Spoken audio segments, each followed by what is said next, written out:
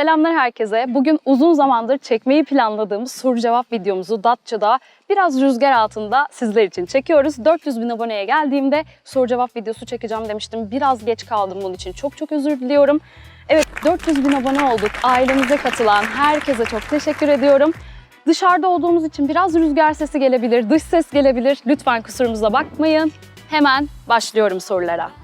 Merhaba, şarkıları Türkçe'ye çevirmen ne kadar sürüyor? Azeriyim, yazılarımda bazı yanlışlıklara yol verebilirim, bu yüzden sorry. Nigar'cığım gayet güzel yazmışsın, hiçbir problem yok. Öncelikle şunu belirtmeliyim ki, benim yazdıklarım yani benim yaptıklarım kesinlikle çeviri değil, Türkçe versiyonlar. Şarkısına göre değişiyor ne kadar sürede yaptığım.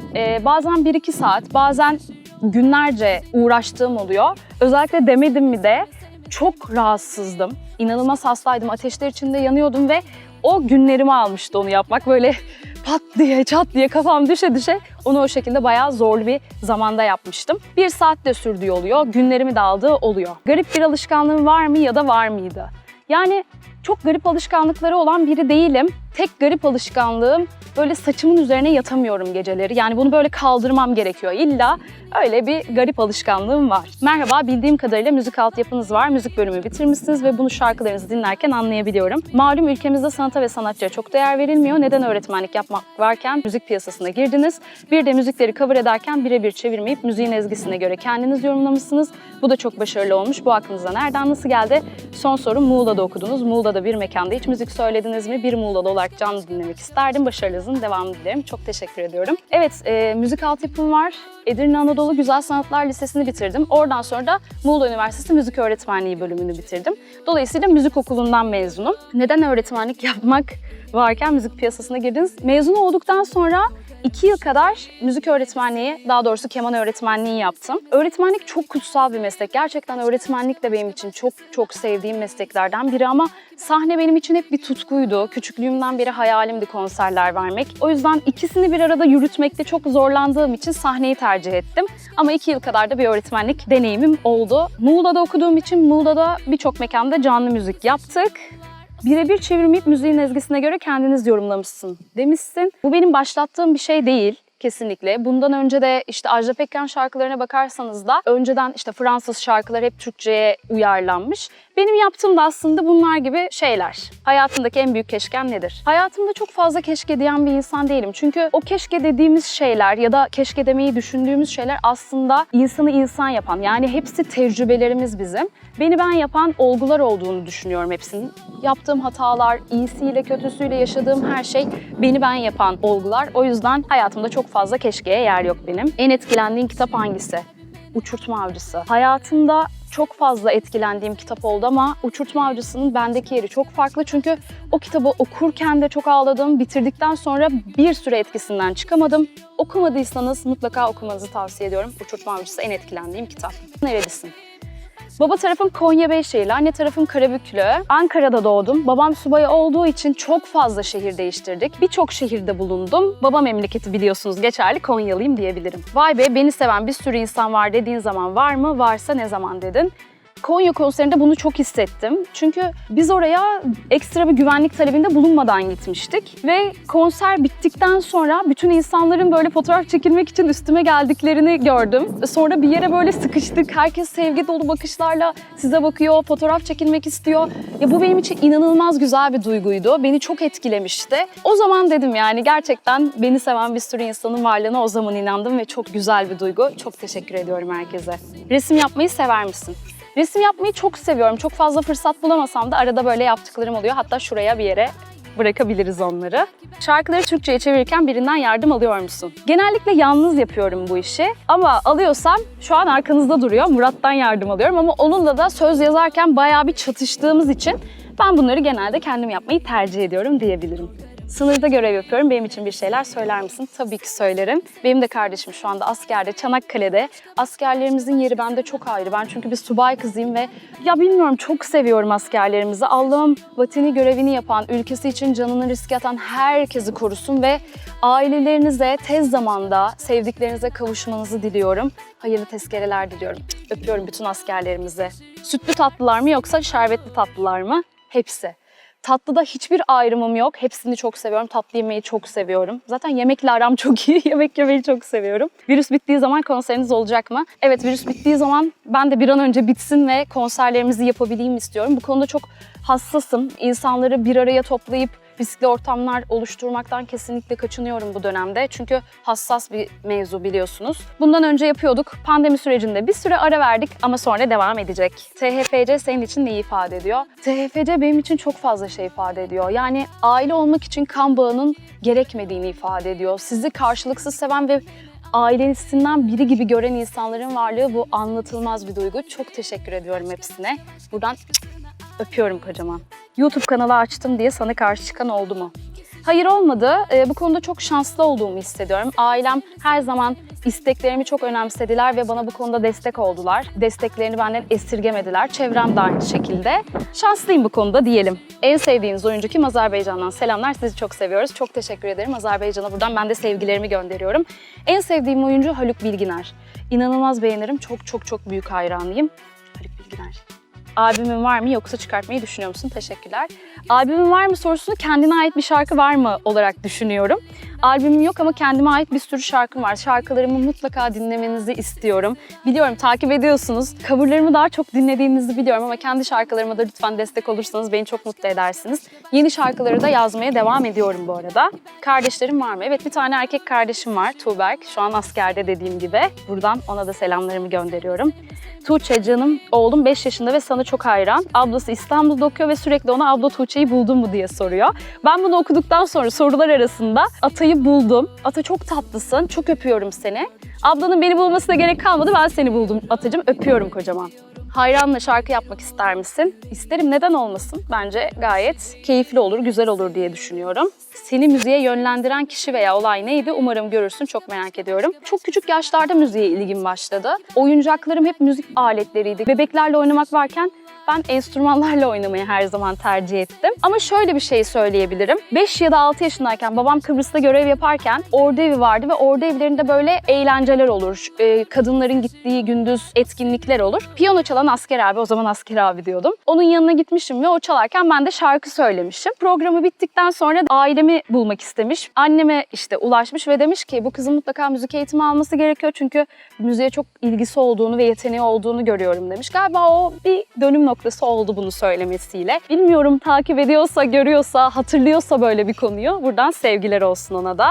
Tuğçe ablacığım, 2 yıl sonra üniversite okuyacağım. Seni gerçekten çok ama çok seviyorum. Bunu bilmelisin. Müzik bölümü okuyacağım. Keman çalıyorum. Sana sorum şu olacak. Senin yaptığın Türkçe çeviriler çok güzel. Biliyorsun ki birçok müzisyen netliği müziğe veriyor ve şarkı 15.000 dinleniyor başkalarının. Biz bunu istemiyoruz. Sen nasıl bu kadar tanındın ve güzel bir ün sahibi kazandın? Bize bunu anlatır mısın? Şimdi arkadaşlar, benim piyasaya ilk çıkışım Ayrılık şarkısıyla oldu ve ben kendi şarkımla piyasaya çıktım. Netliği de yayınlanmıştı. O gayet güzel izlenmişti. Söylemek istediğim tek şey var.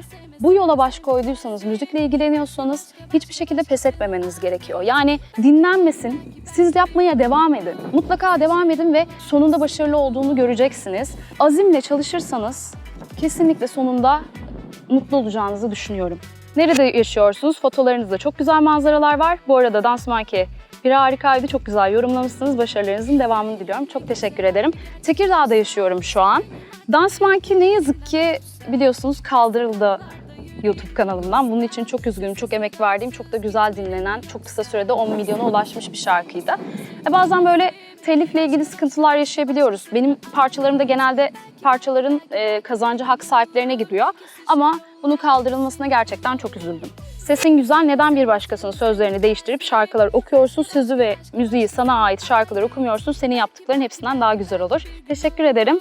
Kendi şarkılarım var. Yani biliyorum, takip ediyorsunuz ama coverlarıma galiba daha fazla ilgi gösteriyorsunuz diye düşünüyorum. Spotify, iTunes ve YouTube'a bakarsanız kendi şarkılarımı da bulabilirsiniz. Lütfen kendi şarkılarıma da destek verin. Teşekkür ederim. Hangi doğaüstü güçlerinin olmasını isterdin? Kesinlikle kadınların tecavüze uğramadığı, kadınların öldürülmediği, hayvanların işkence görmediği, öldürülmediği, insanların birbirini katletmediği, kimsenin aç kalmadığı, hiçbir çocuğun aç kalmadığı bir dünyayı var etmek isterdim. Yani var etmek demeyeyim buna, kötü insanları yok etmek değil ama kötü insanların kalbine iyilik verebilmeyi ve dünyada iyi bir şeyler yapabilmeyi sağlamayı çok isterdim. Keşke böyle bir gücümüz olsaydı. Hayatında kendi kararlarını almaya başladığından itibaren geçmişte bunu yapmasaydım daha iyi olur dediğim bir şey var mı? Sağ olsun ailem bu konuda evde bir şey alınırken bile bana danıştılar. Bir birey olarak gördüler beni küçük yaşımdan beri ve hep kararlarımı almamı sağladılar. Bu sebeple çok küçük yaştan itibaren kendi kararlarımı aldığım için aldığım hiçbir kararda pişmanlık duymadım. Dediğim gibi yani bu kararlar bizi biz yapan şeyler. O yüzden bu olmasaydı, yapmasaydım dediğim bir kararım olmadı. Kendini en çaresiz hissettiğin andaki umudun neydi? İkinci soru, hak ettiğin şekilde medyada yükseldiğini düşünüyor musun? Kendimi en çaresiz hissettiğim andaki umudum babama verdiğim sözlerdi. Hak ettiğim şekilde medyada yükseldiğimi, insan böyle hep dahasını istiyor. Bu bizim bence doğamızda var. Daha fazla yükselmek, daha fazla başarılı olmak istiyor. Tabii ki daha iyisi olsun isterim ama şu andaki geldiğim durumdan da çok mutluyum. Çünkü seven bir sürü insan var, şarkılarımı dinleyen, benimle birlikte söyleyen, sahnelerime gelen çok fazla insanın varlığını bilmek gerçekten çok güzel bir duygu. Ama daha iyisi olursa neden olmasın yani, o da gayet güzel olur. Senin bestelerini çok seviyorum. Kendi yazdıklarım bir başka, güzel uyarladıklarım bir başka. Çok teşekkür ederim. Açıp açıp dinliyorum sürekli. Mashup serileri çok güzel. Yenisi gelir mi? Bir de YouTube'da söylediğin şarkıyı yazıp dizi klibi yapan var mı diye hiç arattın mı? Ya da denk gelince senin söylediğin şarkılarıyla yapılan klipleri izliyor musun? Nasıl buluyorsun yapılan klipleri? Mashup serileri bilemiyorum. Şu an öyle bir planımız yok. Kendi şarkılarım üzerinden genellikle gitmeyi planlıyorum. Evet, dizilere çok fazla denk geliyorum yaptığım şarkılarla. Özellikle Kore klipleri çok yapılıyor, dizilere uyarlanıyor ve çok beğeniyorum. Bence duygu bütünlüğünü tam yakalayan dizilere koyuyorlar. Çok hoşuma gidiyor onları izlemek ve takip ediyorum mutlaka. Çocukluğundan beri müziğe merakın var mıydı? Bu bir klişedir aslında. Hep söylenir, çocukluğumdan beri ilgim vardı denir ama gerçekten öyleydi. Çok küçük yaşlarda gitar çalmaya başladım. Piyanolar, hep oyuncaklarım dediğim gibi piyanolardı ve çocukluğumdan beri ilgim var, merakım var. İlerideki hedefim veya hayalin nedir? İlerideki hedefim kendi şarkılarımın daha fazla kitleye ulaşması, daha fazla insan tarafından sevilip benimsenmesi. En sevdiğin hayvanlar. Hayvanların hiçbirini ayırt etmiyorum. Hepsini çok seviyorum. Hepsini. Hiç ayırt ettiğim bir hayvan yok. Şunu sevmiyorum dediğim hiçbir şey yok. K-pop sever misin ya da sevdiğin müzik türleri neler? K-pop seviyorum ve son zamanlarda gerçekten dünyada iyi bir başarı yakaladığını düşünüyorum. Klipleri çok başarılı, şarkılar da çok güzel. Benim en sevdiğim türler arasında caz var. Cazı çok seviyorum. Onun haricinde tüm tarzlarda çok sevdiğim şarkılar var. Böyle bir çok fazla ayrımım yok o konuda. Sesini geliştirmek için yaptığım bir antrenman var mı? Şan eğitimi aldığım için ses açma egzersizleri sahnelerden önce ya da işte şarkı söyleyeceksem ses açma egzersizleri mutlaka yapıyorum. Son zamanlarda çünkü yoğun sahne hayatıyla birlikte böyle bir nodül oluştuğunu düşünüyorum ses tellerimde ve bu beni bazen çok zora sokuyor. O yüzden sesimi açmadan ve egzersiz yapmadan şarkı söylemeye başlamıyorum. Seni en mutlu eden şey nedir? Beni en mutlu eden şey sahnede olmak, insanlarla birlikte şarkılar söylemek, kendi şarkılarımı başkalarının söylediğini duymak. Bunlar beni en mutlu eden şeyler. Onun haricinde ay ışığına bayılıyorum, denize bayılıyorum, yakamoza bayılıyorum. En mutlu eden şeylerden biri de bu. Cildin çok güzel, yüzüne ne kullanıyorsun? Bazen kameradan ve ışıktan dolayı yüzümüzdeki kusurları görmediğinizi düşünüyorum. Mutlaka sivilce izleridir, böyle ufak tefek şeylerdir. Bizde de var. Teşekkür ediyorum güzel gördüğünüz için. Şarkıları cover yaparken sözleri birebir çevirmek yerine melodiye göre sözler yazıyorsunuz. Bunu yaparken zorlanıyor musunuz? Şarkıları zaten, yabancı şarkıları Türkçe'ye birebir çevirmek mümkün değil. Bu bir prozodi hatası olarak geçiyor müzikte. O yüzden ne yapıyorsunuz? Uygun sözlerle, yerine koyabileceğiniz melodiye uyan sözlerle bunu yapmanız gerekiyor. Ben de genellikle şarkının konusu dahilinde sözler yazmaya çalışıyorum ya da bazen tamamen çok başka bir konuda sözler yazıyorum. Çok zorlanmıyorum bunu yaparken. Çok sevdiğim bir şey çünkü. Hayatında geçirdiğin en güzel yıl hangi yıldı? Lise yıllarım gayet güzeldi. Lise yıllarımı çok özlüyorum. En güzel yıllarım lise yıllarımda. Ve 2019 bir de Unut Beni Ayay'ın böyle çok fazla insan tarafından sevildiği zaman ve çok güzel konserlere çıktığım zamandı. 2019'da benim için güzel bir yıldı. Burcun ne? En sevdiğin şarkı, en sevdiğin tatlı. Burcum Koç. Bir sürü çok sevdiğim şarkı var. Ama bunların içinde Lady in Red çok severim. Ondan sonra bir de I Just Want To Be Your Everything. O çok güzel bir şarkı. Andy Gibb'in. Seni çok seviyorum demiş. Çok teşekkür ederim. Çok öpüyorum. Ben de sizi çok seviyorum. Datça'ya geldiniz mi? Evet, şu an Datça'dayız ve her yaz geliyorum. Çok seviyorum Datça'yı. Benim için gerçekten doğası, denizi mükemmel bir yer. En sevdiğim yerlerden biri. Türkçe versiyonlardan para kazanıyor musunuz? Ben arada çeviri videosu atıyorum, YouTube'a telif atıyorlar. Türkçe versiyonlardan para kazanmıyorum. Çok emek veriyoruz biliyorsunuz Türkçe versiyonları. En sevdiğim şeylerden biri Türkçe versiyonlar. Bunları ben tamamen sevdiğim için yapıyorum. Bunlardan para kazanmıyoruz. Tabii ki emek veriliyor ama hak sahibinindir o kazanç. Ona saygımız sonsuz. Tümüyle mutlu olduğum için bunu yapıyorum. Evet, sorularımız bu kadardı. Soru soran herkese çok teşekkür ediyorum. Umarım ikincisini de yapabiliriz çünkü çok sevdim. Benim için çok keyifli. Sizler de çok güzel sorular sormuşsunuz. Yeni bir videoda görüşmek üzere. Kendinize çok iyi bakın. Öpüyorum çok.